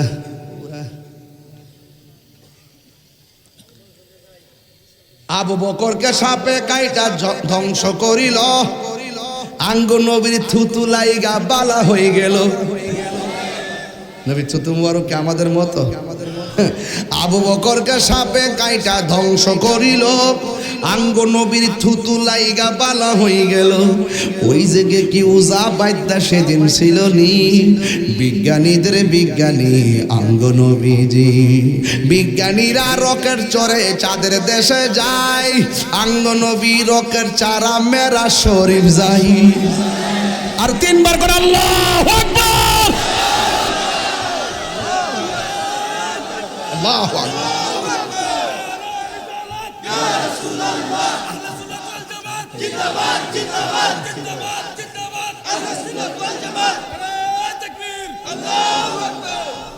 কষ্ট হয়েছে আপনাদের? আমার নবীর সঙ্গে কি কোনো তুলনা আছে? আর আসলে কোনো তুলনা আছে? বিজ্ঞানীরা রকেট চড়ে চাঁদের দেশে যায়, আঙ্গ নবী রকেট সারা মেরা শরীফ যাই। সেই যুগে কি রকেট বিমান সেদিন ছিল নি, বিজ্ঞানীদের বিজ্ঞানী আঙ্গ নবীজি। সুবহানাল্লাহ কয় না গা? এ বন্ধুরি, নবীর থুতু মুবারক সুপার গ্লুর মতো এমনি লাগাইয়া দিয়া ঝুলন্ত চোখটারে এমন ভাবে তুইলা নিয়ে বসে কয় কাতা দা, চোখের অবস্থা কি? চোখটা খুললে দেখো দেখো কিনা। কাতাদা বলে নবী গো নবী গো নবী গো, আগে যেমন দেখতাম এখন তার চাইতে দ্বিগুণ ভালো দেখি। আরো জোরে সুবহানাল্লাহ কেন? বরকত আছে না নাই? এরপর আমার নবী তারা প্রশ্ন করে, হ্যাঁ কাতাদা, দুনিয়ার সবাই জান্নাতের পাগল। কিসের পাগল? সবাই জান্নাতের পাগল, কিন্তু তুমি জান্নাত চাইলা না, আমার কাছে কেন তুমি চোখ চাইলা? তার কারণটা কি? তোমার জিজ্ঞেস করলাম তুমি কি চোখ চাও না জান্নাত চাও? তুমি বলছো চোখ চাই, সবাই জান্নাত চাই, কিন্তু তুমি জান্নাত কেন চাইলা না? ওই কাতাদা রাদিয়াল্লাহু তাআলা ডাক দিয়ে বলে, ইয়া রাসূলুল্লাহ, নবী গো, ও মায়ার নবীজি, আমি নবীর পিছনে নামাজ পড়ি, আমি নবীর সঙ্গে ইফতার করি, আমি নবীর নেতৃত্বে জিহাদের ময়দানে এসেছি, আমি নবীর জন্য আল্লাহর দ্বীনের জন্য গায়ে থেকে রক্ত জড়াইছি, চোখের কুরবানি দিয়েছি, আর নবীর কাছে দরখাস্ত করেছি, আর আমার নবী আমার মায়া কইরা চোখ লাগাই দিতেছে। যে নবীর পিছনে নামাজ পড়ে আর যেই নবী মায়া কইরা উম্মতের চোখ ভালো কইরা দেয়, ঝুলন্ত চোখটা জায়গায় লাগাইয়া দেয়, ওই কাতাদার জান্নাত চাওয়া লাগে না, জান্নাত তো এমনিতেই অবধারিত হয়ে যাবে। আল্লাহু আকবার। আমার যুবক ভাইরা, এরপরে আমার নবী সাহাবায়ে কেরাম দিকে ডাক দিয়ে, সাহাবারা তোমাদের আর কোনো সমস্যা আসেনি? সাহাবায়ে কেরাম বলে, ইয়া রাসূলুল্লাহ, ইয়া হাবিবাল্লাহ, নবী গো আর কোনো সমস্যা নাই, তবে একটা সমস্যা নতুন করে দেখা দিছে, একটা সমস্যা নতুন করে দেখা দিছে। কয় কি সমস্যা? কয় ইয়া রাসূলুল্লাহ, এমনিতে আমাদের সংখ্যা কম, ওদের সংখ্যা হলো হাজারের উপরে, কিন্তু এখন দেখতেছি কয়েক হাজারের উপরে। এদের পাশাপাশি আরেকজনকে ছায়ার মতো দেখা যায়। আর কারা? আল্লাহর হাবিব বলে কাফেরদেরকে সহযোগিতা করার জন্য তাদের পাশে জিন নামছে। জিন। ইয়া রাসূলুল্লাহ, আমরা এমনিতে সংখ্যা কম, আবার জিন নামছে, পারমু কেমনে? আল্লাহর হাবিব বলে চিন্তা করো না, যার কেউ নাই তার কে আছে। আল্লাহু ওয়ালিয়ুল্লাযীনা আমানু ইউখরিজুহুম মিনাজ যুলুমাতি ইলান নূর। চিন্তার কোনো কারণ নাই। হেদায়েতের মালিক হলো আল্লাহ, সাহায্যের মালিক হলো আমার আল্লাহ, দয়ার মালিক হলো আমার আল্লাহ। একদম গরিব, কিচ্ছু নাই, আপনার কিচ্ছু নাই বলতে কিচ্ছু নাই, কিন্তু বিমান দেখলে মদিনা যাইতে মন চায়, কিন্তু কিছুই নাই, যাইবেন কেমনে? আমার নবী বলে চিন্তা করো না, মহব্বত যেখানে থাকবে আমি নবী সেখানে হাজির হয়ে যাব। দয়ার মালিক কে? এরপর আল্লাহর হাবিব বলে চিন্তা করো না। এই মুহূর্তে সাহাবায়ে কেরাম যুদ্ধ শুরু করলো। আল্লাহর হাবিব দোয়া করার পর সাহাবায়ে কেরাম বলেন, আমরা কাফেরদেরকে আঘাত করার আগে কে যেন আমাদের পক্ষ হইয়া কাফের মাইরা ফেলে, আমরা মানুষ দেখতেছি না। বন্ধুগণ, আমি আমার আম্মার নিয়া মদিনা থেকে রওনা দিয়া 80 কিলোমিটার দূরে ওই বদর প্রান্তর আমি গিয়ে 80 মাইল দূরে ওই জায়গার মধ্যে আমি গিয়েছি। আমার মারে লইয়া আমি সেখানে গিয়েছি। বদরের প্রান্তরটা ঘুরে ঘুরে দেখছি আবু জাহিলের কোন জায়গায় মারছে।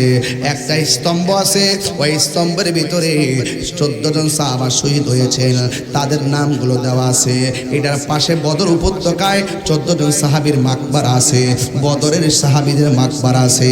ওই জায়গাগুলো আমার মারে লই আমি জিয়ারত করেছি। সাহাবায়ে কেরাম বলে আমাদের পক্ষে কোনো মানুষ দেখি না, কে যেন কাফেররে মেরে ফেলে। না না না, আল্লাহ রাব্বুল আলামিন কোরআনে বলেন, আমার বন্ধু নবী যখন আমার কাছে সাহায্য চাইলো, আমি আল্লাহ রাব্বুল আলামিন আসমান থেকে মুসলমানের পক্ষে ফেরেশতা নামায়া দিয়েছি। ওই ফেরেশতা যেই পাহাড়ের মধ্যে নামছে, ওই পাহাড়টা আমি দেখে এসেছি। আল্লাহু আকবার কোন কেন? ওই পাহাড়টা সাদা বালুর পাহাড় হয়ে আছে, ওই জায়গাটা আমি দেখে এসেছি। এবার সুন্দর করে যুদ্ধ শুরু হয়ে গেল, একের পরে কাফেরদেরকে নাস্তে নাবুদ করে দিল। আমি বলেছিলাম ছোট্ট 2টা বাচ্চা ওই ময়দানে গিয়েছিল, ওই 2টা বাচ্চা রাস্তা দিয়ে হাঁটে। ওই মুহূর্তে সাহাবায়ে কেরাম বলে, বাচ্চারা তোমরা আসছো জিহাদ করার জন্য, জিহাদও করলা না, পাথর মারলা না, এখানে কেন তোমরা ঘোরাঘুরি করতেছো? এই ছোট্ট 2টা বাচ্চা কই, আমরা আপনাদের মতন মাঠে থাকতে পারবো না, কিন্তু আমরা মনে মনে কাফেরদের লিডার যে আছে তারা তালাশ করতেছি। এই লিডারটা কোন জায়গা?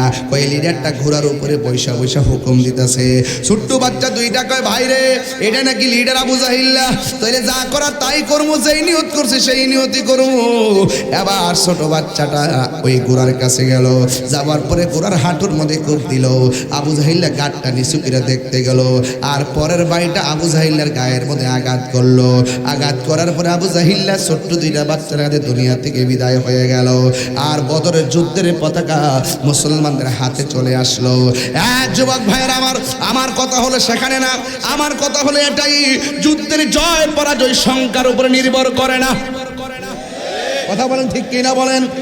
যুদ্ধের জয় পরাজয় সংখ্যার উপরে নির্ভর করে না, যুদ্ধের জয় পরাজয় নির্ভর করে একমাত্র আল্লাহর উপরে, অবিচল আস্থার উপরে। এই জন্য আমার যুবক ভাইয়েরা তাকায়া দেখো ফিলিস্তিনের দিকে, এমন ভাবে মারতেছে এরপর শেষ করতে পারে না, মনে হয় যেন এই দিকটা মারে আল্লাহ, ওই দিকটা আবার জন্মাই দেয়। কথা কোন ঠিক না বেঠে? খেয়াল করে দেখেন, খেয়াল করে দেখেন, মাঝে মাঝে খেয়াল করবেন কেমনে কি হয়, কেমনে যে কি হয়, এটা আল্লাহর দয়ায় হয়। কথা কোন ঠিক কিনা? এই জন্য মুসলমান ও জগন্নাথপুরের বাবা, পায়ের মধ্যে হাত দিয়ে বলি, আমি যুদ্ধের ময়দানে ঘটনা সংক্ষেপে বলেছি। কেন বলেছি না বললে আর কোন দিন বলবো? আগামীকাল যেখানে বদর আজকেই তো 12-28 না, এই তো চলে আসছে। আগামীকাল যেখানে বদরের যুদ্ধ সংঘটিত হয়েছে, ওই সময়টা না জানি কেমন ছিল রে। সাহাবায়ে কেরাম যুদ্ধ কিনা বড় ক্লান্ত হয়ে গেছে। ফেরার পথে আমার নবী 2টা জায়গায় বসছেন। একটা জায়গার নাম হলো বীর শেফা, আর একটা জায়গার নাম হলো বীর রাওয়াহা। ওই জিহাদের মাঠ থেকে ফেরার পথে, বদর থেকে মদিনার দিকে আসার পথে সাহাবায়ে কেরাম ওই জায়গার মধ্যে বসলেন। এক সাহাবী ডাক দিয়া কয়, ইয়া রাসূলুল্লাহ, নবী গো, ও মায়ার নবীজি, এবার আমরা এখানে আসলাম, বড় তৃষ্ণা লেগে গেছে, মন চাইতেছে আমরা পানি পান করব। সাহাবী বলে, আল্লাহর হাবিব বলেন, তোমরা বীর থেকে বীর মানে কূপ, এই কূপ থেকে তোমরা পানি পান করো। সাহাবায়ে কেরাম বলে, ইয়া রাসূলুল্লাহ, এই পানিটা দুর্গন্ধ লাগে, এই পানিটা লবণাক্ত লাগে, এই পানিটা মুখের মধ্যে নেওয়া যায় না। অন্যরাও এতে পেয়েছি কাফেররা ষড়যন্ত্র করে এটার মধ্যে আগে থেকে বিষ মিশিয়ে রাখছে, জানে এই দিকটা সাহাবারা আসলে, আমার নবী আসলে কূপ থেকে পানি পান করবে, আর এই পানি পান করে যেন মারা যায়, এইভাবে তারা ষড়যন্ত্র করেছে।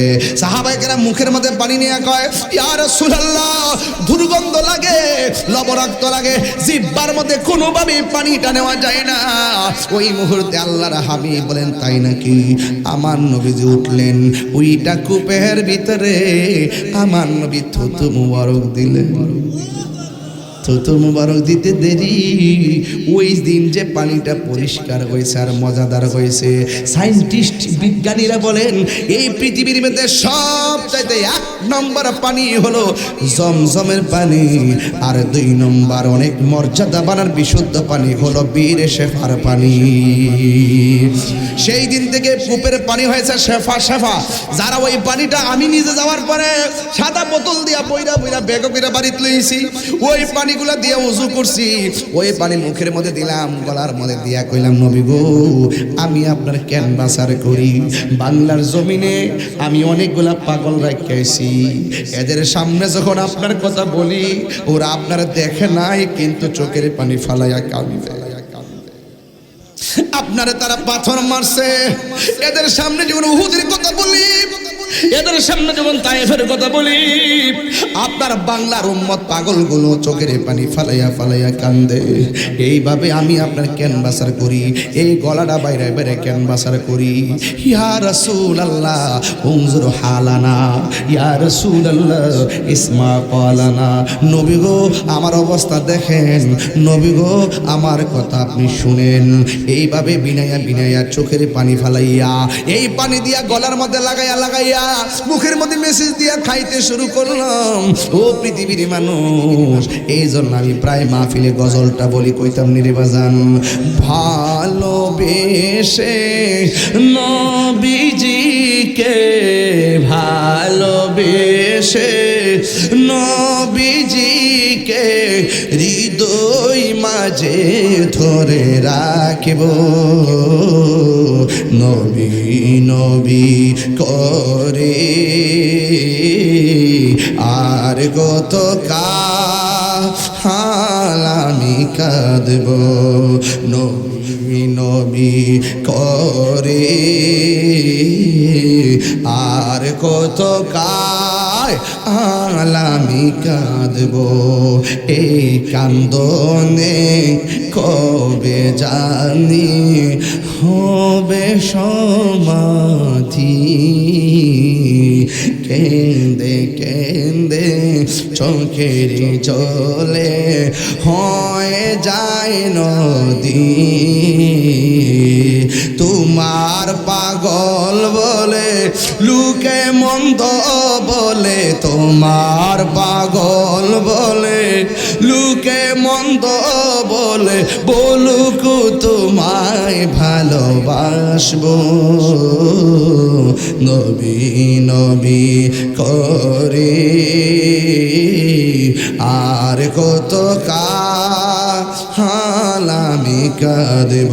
সবাই ভালোবেসে নবীজিকে, ভালো হৃদয় মাঝে ধরে রাখিব, নবী নবী করে আর কত কাল আমি কাঁদব। জোরে জোরে কি আল্লাহু আকবার বলা যাবে না? সাহাবায়ে কেরাম কি রোজা ভাঙছে, সাহাবায়ে কেরামকে যুদ্ধের ময়দান থেকে পলায়ে গেছে। অনেক মানুষ আছে সুবিধাবাদ জিন্দাবাদ আসেনি হুজুর, ওই ফিলিস্তিন যুদ্ধ হইতাছে, একটু আয়েন না সিলেট একটা প্রতিবাদ সভা করি, কি দরকার? এইভাবে চলবে না। আমি তো বিশ্বাস করি আমাদের অস্ত্র না থাকতে পারে, তাহাজ্জুদ নামাজের টাইমে যদি চোখের পানি ফেলাইয়া আল্লাহর কাছে সাহায্য প্রার্থনা করি, আল্লাহর কসম করে বলি আশিকের চোখের পানি ওই ইসরায়েলের এই সাম্রাজ্যবাদীদের জন্য ক্ষেপণাস্ত্র হয়ে যাবে।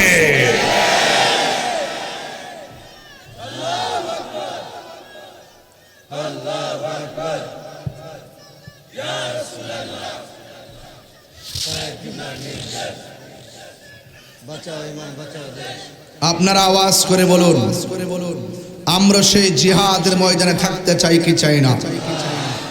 সব চাইতে বড় জিহাদ হলো নফসের সঙ্গে জিহাদ করা। আপনার মন চাই মাঠে যাবেন, আপনার মন চাই মাঠে যাবেন, আবার আপনার মন চাবি ঘুরাইয়া দেয়। এইভাবে জিহাদ চলবে। খবরদার, এই রমজান মাস এসেছে, রাসূল করিম সাল্লাল্লাহু আলাইহি সাল্লামের সাহাবায়ে কেরাম রক্ত জড়িয়েছেন, শহীদ হয়েছেন। আল্লাহর হাবিবের নেতৃত্বে প্রথম যুদ্ধ বিজয় হয়েছে। এটা মুসলমানদের জন্য স্পিরিট, মুসলমানদের জন্য শিক্ষা, মুসলমানদের জন্য এগিয়ে যাওয়ার প্রত্যয়। কথা বলেন ঠিক না বেঠিক? এই জন্য কারা কারা সময়ে সময়ে মাঠেও নামতে প্রস্তুত আছেন? হাত তুলেছেন।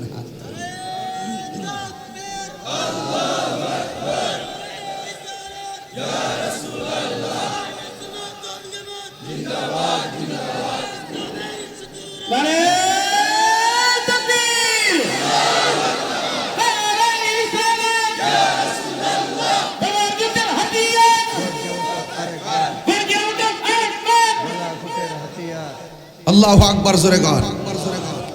আমরা সবাই জিহাদের ময়দানে থাকতে চাই কি চাই না?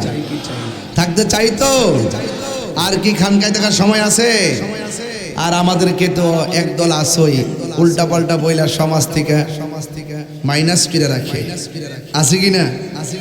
সব জায়গা থেকে আমরা সুন্নিদেরকে মাইনাস করে রাখি, অথচ এই দেশে আমরা 65% সুন্নি মুসলমান। কথা বলেন ঠিক না বেটি? আমি বলবো সবাই ঐক্যবদ্ধ থাকুন, আর ধাক্কা ধাক্কি করার সময় নাই, আমাদেরকে এক হতে হবে। এটা সময়ের দাবি। কথা বলেন ঠিক কিনা? এটা সময়ের দাবি। আর কাদা ছোড়াছুরি করতে হবে না, করা যাবে না। সবাইকে এক হতে হবে। সামনে কেউ দাঁড়িয়ে কোরআন সুন্নাহর অপব্যাখ্যা করতে পারবে? দেশের বিরুদ্ধে কেউ কথা বলতে পারবে না। আল্লাহ আমাদের সকলকে বোঝার তৌফিক দান করুন। সবাই জবান খুলে কোন আমিন। এখন যদি বিদায় বেলা সাইডটা অপ্রিয় সত্য কথা কই, আপনাদের কি কষ্ট হবে? আঙ্গ দেশে অনেক মানুষ দেখবেন, এই এই এই এই এই এই ছেলে, এই ছেলে, এই ছেলে, বসো বসো বসো বসো, এই ছেলে,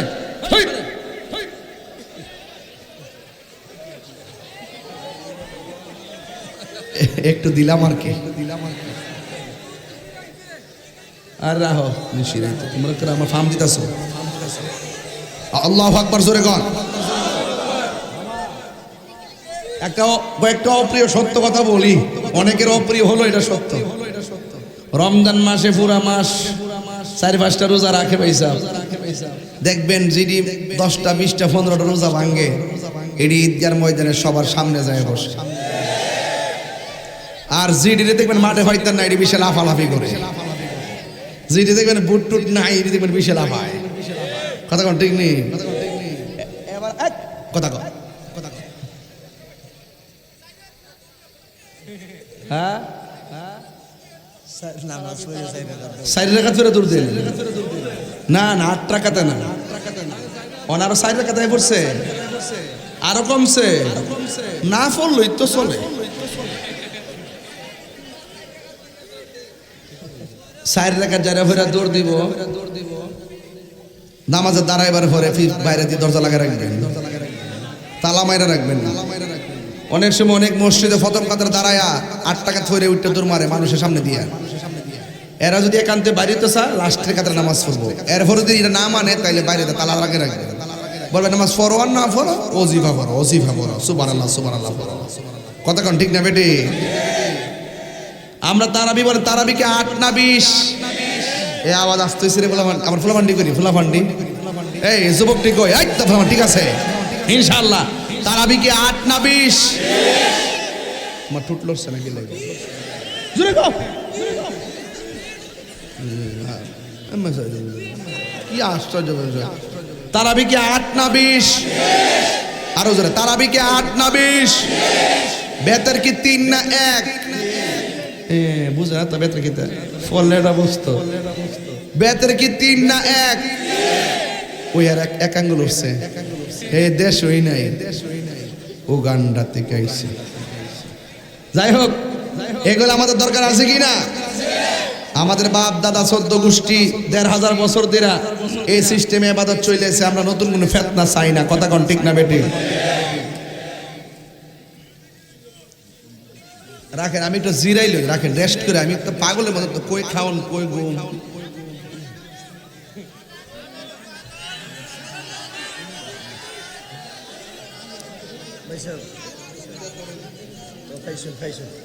এই সংগঠনের প্রতিষ্ঠাতা মোবাইলটা আড়াই গেছে, ওরা কি বলতে ভাইয়া থাকে সংগঠনের প্রতিষ্ঠাতার যে মোবাইলটা ফিরে গেছে গা, যদি কেউ ফায়া থাকেন দেয়া দেয়া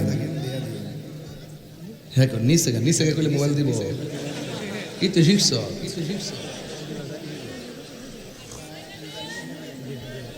মারহাবা জোরে বলেন। এখন আওয়াজ করে কোন, আওয়াজ করে কোন, তারাবি কি 8 না 20? বেতের কি 3 না 1? বেরোজগারের জন্য কি ঈদ আছে? তেতে যায় ঈদগার প্রথম কাতারে যায় বয়, আরে ঈদগার এটা কইছে আমি বহুত কি বল, এটা তো শুনবা লাগছে। আচ্ছা বা ফাগলাবো, মারহাবা জোরে কোন। আপনারা চাইছেন যে আমি কিছু কথা এইভাবে বলি, নাইলে আপনারা খোরাক পাইতেন না। আমি বুঝছি, কিন্তু এই জন্য কিছু কথা কইতাছেন কি 2-3 মিনিট, এরপরে কি আমি দোয়া দিয়ে দেব ইনশাআল্লাহ। তবে একটা কথা কইয়া দেয়া যায়, আমি যতক্ষণ ওয়াজ করছি বিষয়টা অবস্থার আলোকে, সময়ের আলোকে দরকার ছিল কি ছিল না। ওহন যদি বদর ওয়াজ না করে আমি কি তা মাঘ মাস হয়ে করতাম?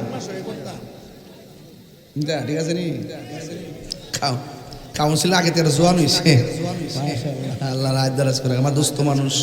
মারহাবা কোন কি লাগা, নারে তাকবীর, নারে রিসালাত। ওইগুলো কি মানুষ নাকি বাইরে? ও পর্দাতে রাখছে মানুষে। আওয়াজ করে কোন, রোজার ঈদ কি রোজাদারের জন্য না বেরোজগারের জন্য? এর শরমও করে না, যা ঈদের সামনে কাতারে বল রোজা না রাখা বেনসন শাহ। বেরোজগারের জন্য কোন রোজার ঈদ নাই। কথা কোন ঠিক কি না? রমজান মুবারকের ঈদুল ফিতর একমাত্র রোজাদারের জন্য। হয়তো দুনিয়ার মানুষ ইমাম সাহেব আপনাকে বের করবে না, হাসরের মাঠে আপনি দাঁড়াইতে পারবেন না। ইন্নাল্লাহা লা ইস্তাহি আন ইয়াযরিবা মাসালাম মা বাউদাতান ফামা ফাওকাহা, সেদিন আল্লাহ লজ্জাবোধ করবেন না, বের করে দিবে আপনাকে সেই ছায়া থেকে। কথা বলেন ঠিক না বেঠে? দুনিয়ার শক্তি দেয় তাই শক্তি দেয়। আর একটা সমস্যা আছে, গাঞ্জা। বাবা ইয়াবা ফেঞ্চি। আওয়াজ করে করে আর কি নেশা চলবে? যেরকম নেশা চলবে। নেশাখোররা সমাজের জন্য অভিশাপ। কথা কোন ঠিক কিনা? একটা নেশাখোর তার জীবনকে শেষ করে দেয়, একটা নেশাখোরের কারণে তার পরিবারটা শেষ হয়ে যায়, একটা নেশাখোরের কারণে তার সমাজটা শেষ হয়ে যায়। এই জন্য নেশাখোরকে হা নাকি না? কারা কারা হার পক্ষে হাত তোলো?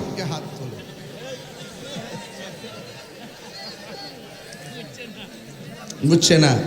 নেশাখোরকে কি হা কইবেন? কি কইবেন? না কারা কারা হাত তোলে? না জয়যুক্ত হয়েছে, না জয়যুক্ত হয়েছে। আমার পোলা পান যেন কোনোদিন নেশা না করো, এটা তোমাদের পায়ে ধরে কয়ে গেল। নেশা একটা মহামারীতে রূপ ধারণ করছে, সাবধান করে দিলাম। 3 নম্বর হলো মা বাবার মনে কখনো কষ্ট দেওয়া যাবে না। আমার সমাজে বহুত পোলাপান আছে, মা বাপের রাখে এক ঘরে আর সন্তান থাকে আরেক ঘরে। কি করে জানেননি? ওই আরেক ঘরে থাইকা ইফতার করে 8 প্রকার আইটেম দিয়া মা বাপের খবর লয় না। এমন সন্তানের রোজা কাম হইব? আরো যদি কাম হইব? এই জন্য আমার যুবক ভাইরা আপনাদেরকে অনুরোধ করে বলবো, অবশ্যই আপনাদের সকলকে এই মা বাবার সেবা করতে হবে। তবে সাবধান, নেশা করা যাবে। এটা বড় করে বলে আমি বিদায় বেলা খুশি হবে। নেশা করা যাবে, মা বাবার মনে কষ্ট দেওয়া যাবে, তারাবির নামাজ ছাড়া যাবে। যতটুকু পড়বেন সওয়াব পাবেন, না যদি পড়েন তাহলে সওয়াব থেকে বঞ্চিত হবেন, বরং তারাবি না পড়লে গুনাহগার হবেন। কথা বলেন ঠিক না বে ঠিক? আল্লাহ আমাদের সকলকে বোঝার তৌফিক দান করে, সকলে বলেন আমিন।